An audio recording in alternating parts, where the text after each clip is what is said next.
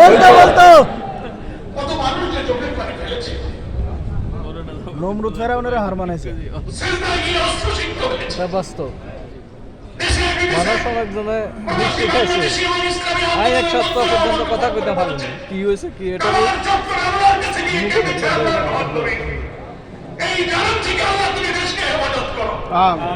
কত মা, কত স্ত্রী, কত শিশুর চোখের পানি, কত বাপ হারা, স্বামী হারা, সন্তান হারা পিতার চোখের পানি এই জমিনে পড়েছে।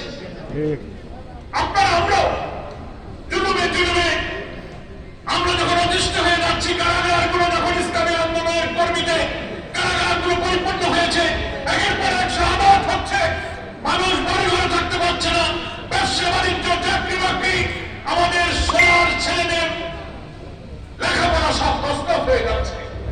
একটা কালো যুগ আমরা পার করছি না। নিজেরাই যখন আল্লাহর কাছে নামাজ পড়ে অবসরে আল্লাহর কাছে ইবাদত করেছি, হাত পেতে মোনাজাত করেছি, আপনারা আমরা কত কাকুতি বিনতি করে, কাউকে বলা যায় না, শুধু আল্লাহকেই বলা যায়। এমন করে আমরা আল্লাহকে বলেছি, আল্লাহ এই জাতিকে তুমি উদ্ধার করো, তাদের এই